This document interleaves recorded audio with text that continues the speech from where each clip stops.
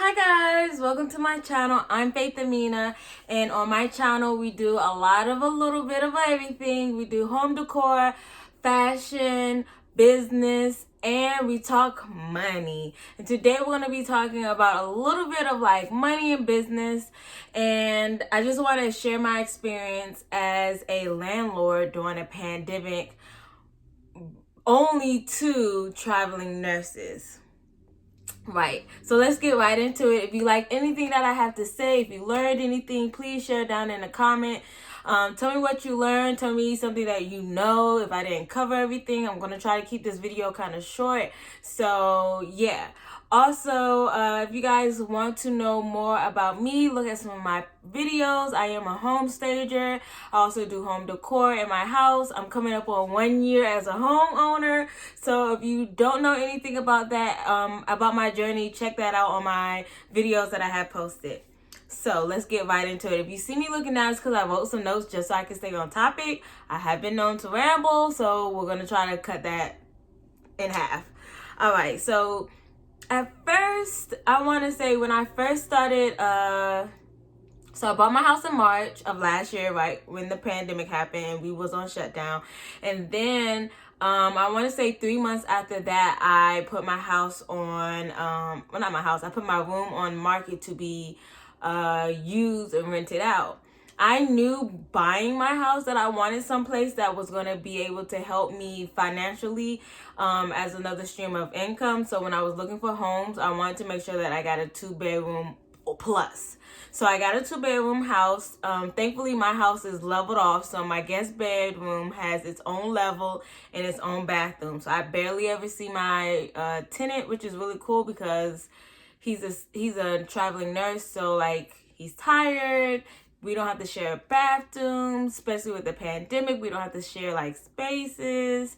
So that was a really good pro. In the beginning though, it was kind of scary. I didn't know what to really do. My mom suggested I do Airbnb and do long stays because I didn't want like rotating people coming in and out of my house where I live. So I found this other place called Furnish Finds, and that worked best for me because when I moved out of my old apartment, I still had like bed and I had a desk and all those things. So I just put all those things into my guest bedroom. My guest bedroom was going to be there. It just so happened that somebody needed it. So it worked out for me because I could put it out on this platform. So it's called Furnish Finds, and you could do it on Airbnb as well. But Furnish Finds really target traveling nurses or people who are traveling. So I put it, you do have to pay some money, and so I put it online. I'll get into the whole specs in another video. This is just being a landlord. So I put it online. I got my tenant. We talked a little bit. I did a background check on him. I got his driver's license, all that good jazz. And I live really close to a hospital, so it was really ideal for the both of us. My tenant is a man. I never lived with a man before as like a roommate situation, so that was kind of interesting. I was a little scared at first just because somebody new, it was a pandemic, and I didn't know what was going on. So but like after a couple of weeks of us like chit-chatting and talking and getting to know each other, it's pretty smooth sailing. So to like stay healthy, we kind of like stayed our distance. We wiped everything down. He told me about his PPE. Yeah, his PPE at work, and then like also what he'll do when he comes home. I wasn't going anywhere in the very beginning, so I was pretty much really shut in. I barely even went to the grocery store. If I did go to the grocery store, I stocked up for like the whole month. So that was really like we really had like a clear communication. Like we come straight in, we wash our hands, we get disinfectant wipes, we wipe down all the surfaces that we touched from coming in to washing our hands. So like the doorknob, maybe the counters, our keys, we will write that all down.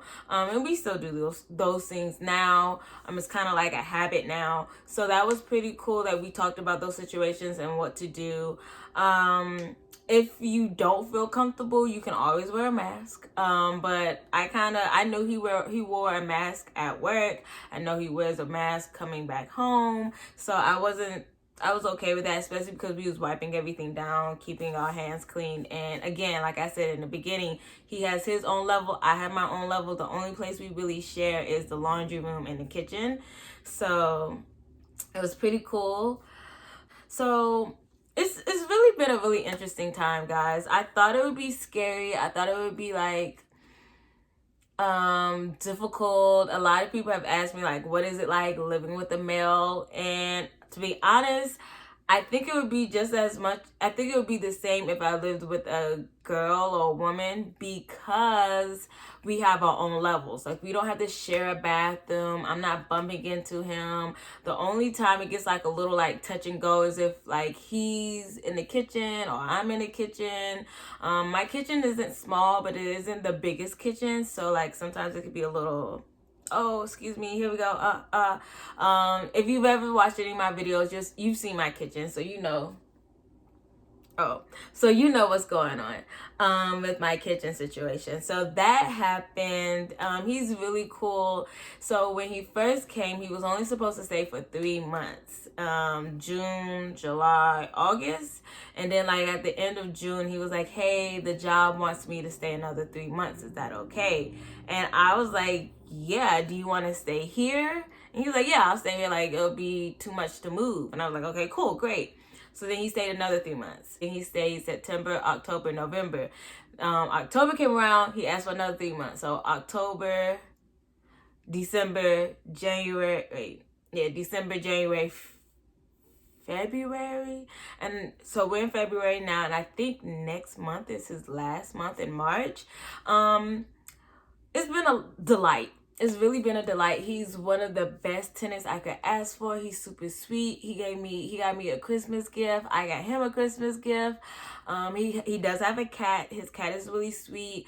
I put that, but that's my own preference. Like, you have your own room, so I don't mind you having a pet. As long as it wasn't like no big old dog, I was cool with it. The cat's really cool. I actually went out and got a free cat playground. I don't know what it's called. I don't have a cat. I'm not a cat person. Cat people, do not come for me. Apologize. I do have a video of me getting that, so I get a lot of things for free. That is in one of my videos where I talk about getting things for free, and I got a cat playground for free. That was really cool, and I think his cat likes it. And yeah, so like that's been my experience. It's been really smooth sailing, no drama, no problems. It's been steady income. He's really cool. We chit chat, but it's not like a lot of pressure to chit chat. So I've been having like the time of my life. And then also it's I like the security of it, to be honest with you guys. I live in Baltimore, and if you never know about Baltimore, Maryland, then you should look it up. It is not the safest place to live. A lot of places aren't safe, but Baltimore is known to not be safe.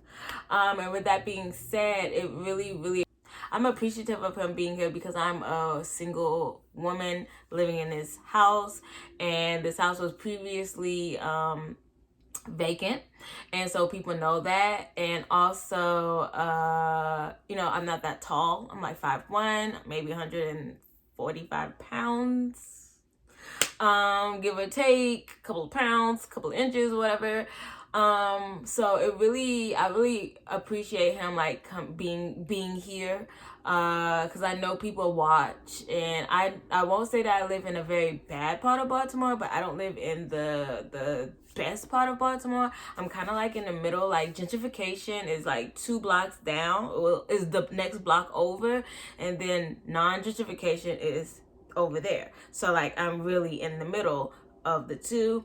And not to say that anything was to happen or anything were to happen, but and I have security measures, I have the alarm system. It's just nice to know that if somebody was watching my house, that they know that somebody else lives here, a male lives here. And it's sad to say, like, this is what our society has come to, that I have to feel secure with a male presence. But it is what it is. Don't let me get off on that tangent. This has been my experience as a landlord and in a pandemic catering to traveling nurses. I've only had one traveling nurse. He was only supposed to be with me for 3 months, and now we are creeping up on 9 months.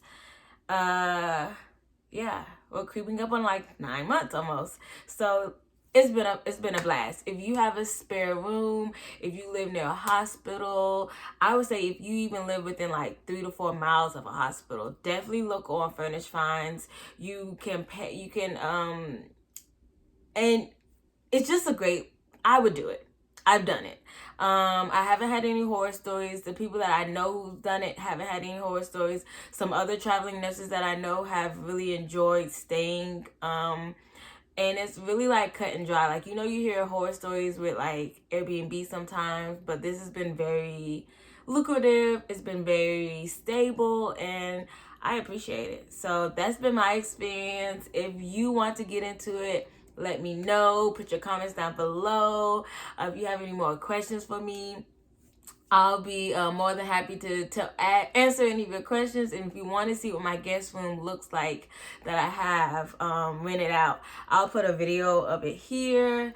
And like I said, if you want to see any of my videos talking about how to get free things, how to become a home buyer or a home stager, because I'm a home stager and I'm a first time home buyer, I'm coming up on 1 year, then definitely check all that out. And I will see you guys in my next video. I love you guys from the bottom to the top. I hope you're having a beautiful day, and if nobody's told you, I love you, and continue to be great.